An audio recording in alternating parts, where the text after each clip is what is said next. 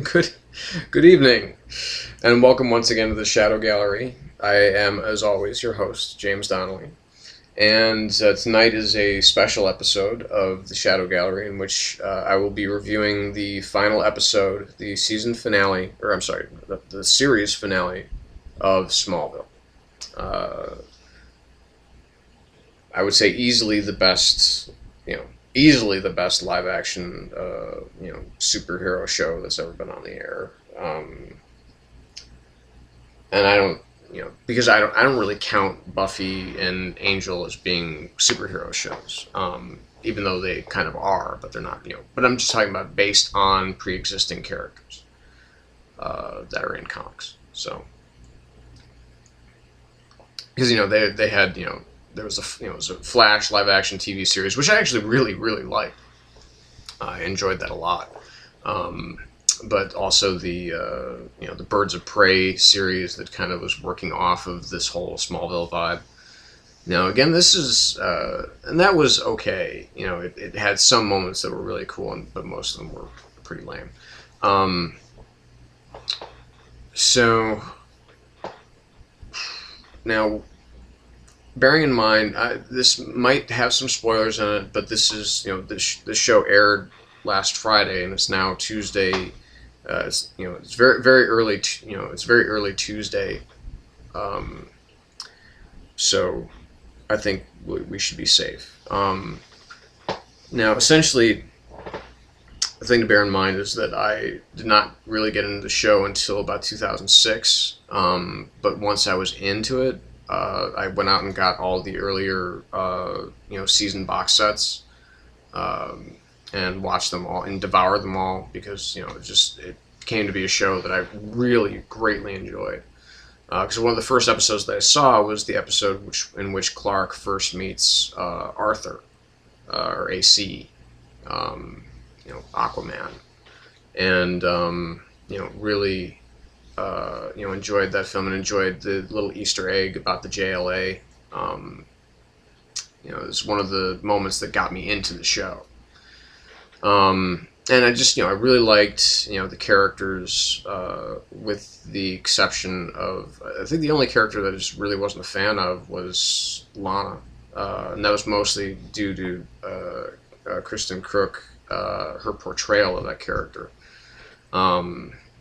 But anyway, I love, Annette O'Toole as Martha, John Schneider, who, I had last seen in fucking, I'd last seen him in, fucking Dukes of Hazzard. So, it amazed me how well he actually fit that role, the role of Jonathan Kent. John Glover, an actor that I've always liked. A lot, doing such a great Lionel Luthor. Tom Welling was killing it as Clark. I mean, he was just awesome. He was the embodiment of everything that Clark Kent should be, especially a young Clark Kent. And then Erica Durance as Lois. She just she fits that role like a glove. Just really, super job by her throughout the entire series that she's been on for the entire series. That she's been a part of it. And of course, certainly not least, Allison Mack, crushing it just about every week. As Chloe Sullivan. I was really anxious to see how she was going to fit into the, because my main question about the series was, okay, well, is this really going to be like regular DC continuity, or is this going to be, something completely different and off the charts? Something that they are creating this kind of new universe, this, a parallel universe, if you will, for this incarnation of Superman, and Clark Kent to exist in. And I think that's pretty much proven that, while this is somewhat true to that universe, this is definitely a different universe. Because, you have a formation of, an early formation of the Justice League, though they're not called that. Kind of an early version of Oracle. Uh, you know, you know, again, all of these, and of course, I'm not, certainly not forgetting Michael Rosenbaum. I mean, basically, one of the first things that Alfred Goh and Miles Miller set up when they created this show, when they created it for television, was that it was going to have one rule, and that was no tights, no flights. You would never see Clark in the in the costume, and you would never see him fly as Clark Kent. Because you did see him fly in season 4 as Kal-El, but you never saw him fly as Clark Kent until, and that's what we're getting to right now. So now, of course, Michael Rosenbaum being off the show for the last 3 seasons, hurt it and helped it. I think helped it grow in the sense that, okay, well, we have new villains to explore. Here's the threat of Checkmate. Here's the the VRAs, which was a little bit too much like Marvel's SHRA, but whatever, it worked. Because you also got to introduce the Suicide Squad and Deathstroke, or quote unquote at least Slade Wilson. You got to work on the romance between Lois and Clark, which was really became the heart and soul of the show, and the introduction of some of these other players in the in the DC universe to come on board, so they could play around a little bit in this sandbox that they had kind of created for these characters. It was nice. This season had its ups and downs. There were a lot of episodes that I thought were a little too extraneous. That I thought they didn't push things forward. It's like, okay, well, we're or it gave me this thought, okay, they're doing this now. They should have done this like last season or something like that.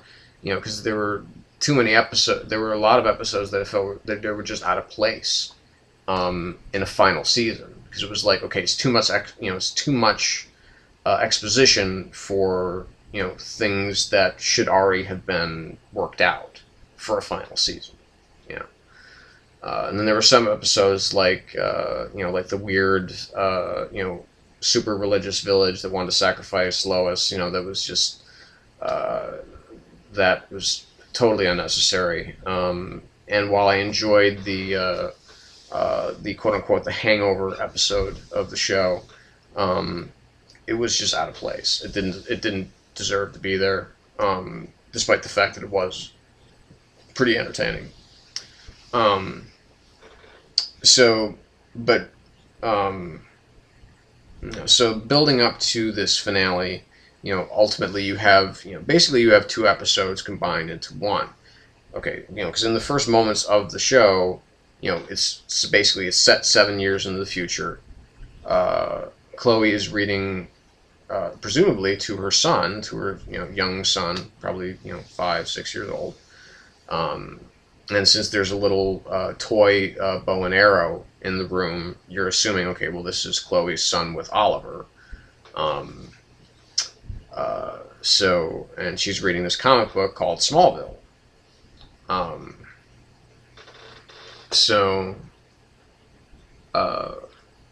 And essentially, okay, we go back to where we're kind of left off with the previous episode, which is will they or won't they? Will Lois actually will she still agree to marry Clark, or is she going to keep saying no? But also in Clark's mind, is he going to really set off on his own to fulfill his destiny? And kind of leave both Jor-El and the ideal set into him by Jonathan Kent. Is he going to toss those aside just so he can clear a path for himself that is his decision, rather than these kind of 2 conflicting voices in his head, and that's eventually, determines that it's an impossibility, and that's where, when Martha comes in, you know, and Annette O'Toole, she's still gorgeous, man. I mean, she still breaks my heart every time I see her. But anyway, she comes in, basically sets Clark straight about some of this, and of course, you have the kind of, the idea of Jonathan Kent, John Schneider being there, to talk, being, kind of the voice in Clark's head, being there, talking to him, advising him, counseling him, as he always does. And it was a really nice send-off for his character. All the characters had nice send-offs, with one glaring exception. I'll get to that in a minute. But the first hour was pretty weak, because aside from the fact that, okay, well, there's a really cool idea here about a gold kryptonite wedding band. I'm like, that's smart. I like that a lot.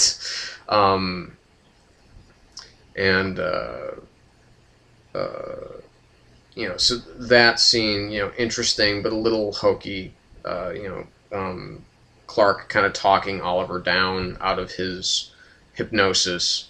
So that, so in the final hour, basically, okay, it's him stepping up to it's Clark stepping up to the plate. He's now going to be, he's going to walk the walk, and he's going to talk the talk. So really, and of course, comes the scene that we've all been waiting for since we heard that it was going to be on the show, which was the scene, the scene between Lex and Clark. I am almost happy that Michael Rosenbaum's been off the show for the last 3 years, just so they could have this scene, this one scene that defines their entire relationship. Because it goes the converse. It goes the converse of what is normally said, which is that every great hero is defined by his villain. But, basically Lex is saying every villain is defined by his hero. So he understands that there is this, very symbiotic relationship between the two of them, and they almost need each other to exist. But, still ends with, that hope that, Lex doesn't have to be this way. That's always what Clark feels, that Lex doesn't have to go down this road.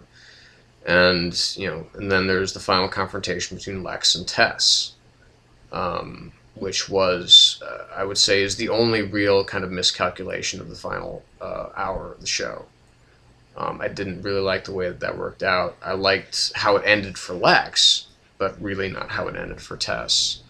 Because I thought that was really shrugged off, and I thought that was a bad idea, because I loved Cassidy Freeman on the show. I thought she was great. But, the actual finale moments where you get the flight and you get the tights, was just tremendous. And, him really embracing, okay, I'm ready to do this now. I'm ready to be this hero.